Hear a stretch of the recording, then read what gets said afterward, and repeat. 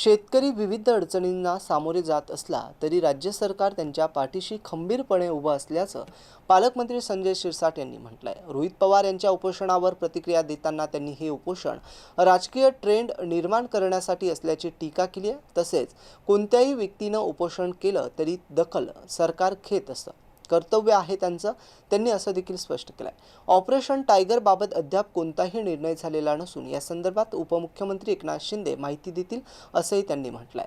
यावेळी संजय राऊत यांच्यावरही त्यांनी टीका करत त्यांना काय ऊन लागले की काय, ते रोज काहीतरी वक्तव्य करत असतात असा टोला लगावलाय। शेतकरी हा निश्चित अडचणीत आहे। नैसर्गिक मार भाव नाही, कांद्याला भाव नाही, अशा अनेक प्रश्नाशी शेतकरी निश्चित झगडतो आहे आणि म्हणून सरकार सुद्धा त्याच्या पाठीशी खंबीरपणे उभा आहे। मध्यंतरीच्या काळामध्ये सरकारने जे जे निर्णय घेतले ते सर्व शेतकऱ्याच्या हिताचे आणि आताही जर काही चुकत असेल किंवा काही जर मागण्या करायच्या असेल तर सरकारकडे निश्चित यावं, सरकार त्याचा पुन्हा विचार करू शकतो। पण रोहित पवारांनी उपोषण करून एक राजकीय स्टंट जो निर्माण केलाय तो योग्य नाही। मला वाटतं एक बरं झालं की रोहित पवारांनी आयुष्यात पहिल्यांदा उपोषण केलं।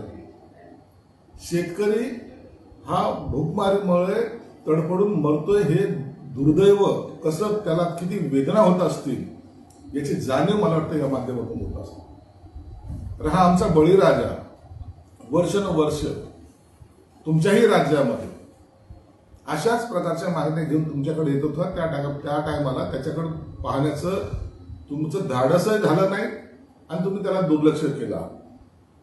3 दिवसाचं उपोषण, तब्येत खराब होते। रोहित पवारांना माझं विनंती आहे ना, एक मित्र म्हणून हे उपोषण वगैरे करण्यापेक्षा सरकारशी चर्चा करा। जर न्याय द्यायच्या भूमिकेत असाल तर जो न्याय देणारा आहे आणि ज्याच्यासाठी न्याय आपल्याला पाहिजे याच्यामध्ये संवाद हा असला पाहिजे, म्हणून तो संवाद तुम्ही करा। परंतु असे उपोषण करून साखरची लेवल कमी झाली असं करण्यात काही अर्थ नाही। म्हणून मला वाटतं रोहित पवारने हे उपोषण एक राजकीय पक्ष म्हणून केलं। त्यांची भूमिका आहे, चर्चा आहे, संवाद आहे, सगळं झालंय, काहीही उपयोग नाही म्हणून याच्यावर आता रोहित पवारला वाटत असेल सरकार त्यांचं काही ताबडतोब सांगितलं बटन दाबलं का चालू झालं पाहिजे, असं होत नाही। कोणताही निर्णय घेताना त्याला आपण ते देऊ शकतो का हा विचार केला पाहिजे आणि म्हणून कृषी मंत्र्यांनी सुद्धा त्यांना विनंती केली होती, सरकारची सुद्धा त्यांना विनंती राहणार आहे।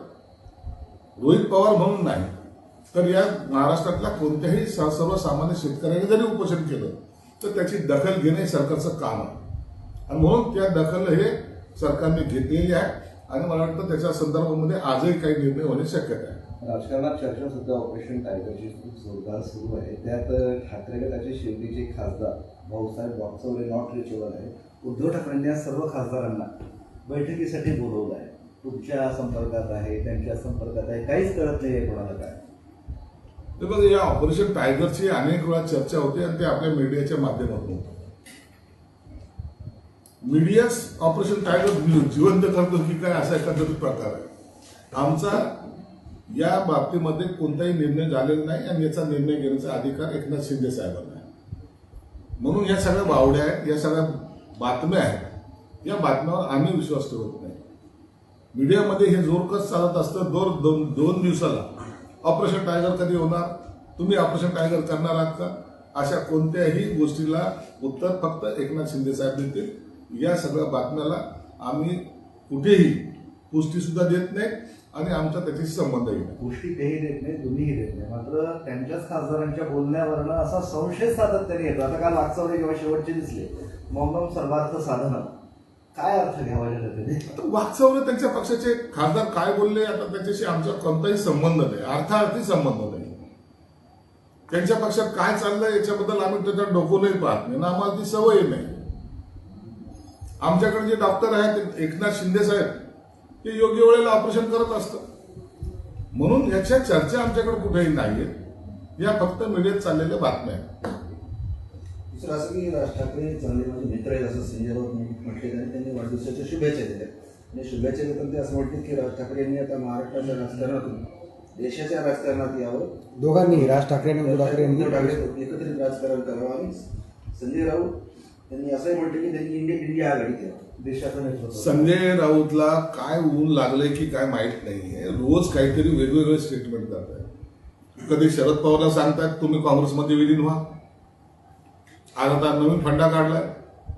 आता राज ठाकरेंनी आणि उद्धव ठाकरेंनी देशाचं राजकारण करण्यासाठी दिल्लीत जावं, दिल्लीतून राजकारण करावं असा त्याचा अर्थ होतो. महाराष्ट्राचं राजकारण करत असताना या संजय राऊत सारख्या माणसांनी त्यांना खड्ड्यात टाकलं. हा खरंच त्यांची तारीफ करतोय का त्यांचं वाईट चिंततोय हे कळायला मार्ग नाही. म्हणून संजय राऊतच्या स्टेटमेंटवर कोणताही विश्वास ठेवण्यासारखे ना ते उद्धव ठाकरे आहेत ना राज ठाकरे हे त्यांच्या स्टेटमेंटवर विश्वास ठेव